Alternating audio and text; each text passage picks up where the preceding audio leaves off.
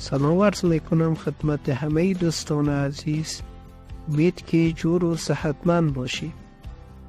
شما را خوش آمدید میگویم به اولین ویدیوی از چینل قرآن تیوی. در این ویدیو قصد داریم تا اهداف ایجاد این چینل را برای شما توضیح بدهیم. پس تا آخر ویدیو با ما همراه باشید. 1.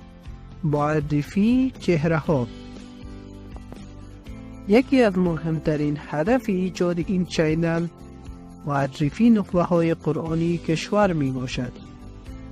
کشور ما افغانستان دارای ستاره های نخبه از قرآن می باشد، اما متاسفانه بیشتر آنها برای هموطنان ما ناشناخته می باشد.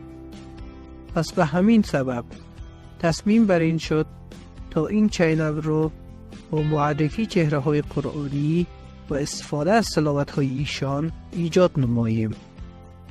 پس از همه دوستان تقاضا می گردد که تلاوت هایتان را از طریق نمبر تلگرام ذیل با یک بیوگرافی مختصر از خودتان با ما به اشتراک بگذارید تا بتوانیم از طریق این چینل آنها را به نشر برسانیم.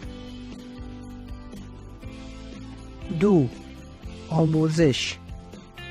دومین هدف ایجاد این چینل آموزش مهارت‌های قرآنی شامل صوت، نحو، تجوید، ترجمه مفاهیم و تکنیک‌های حفظ قرآن می باشد که انشاءالله در آینده‌های بعد از طریق همین چینل بیننده باشید. 3. نشر معارف قرآنی با داستان‌ها.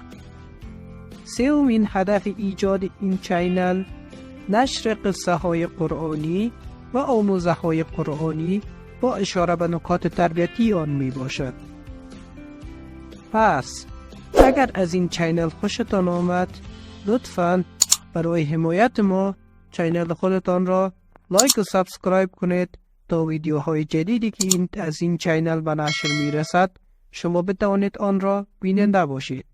تشکر از توجه شما.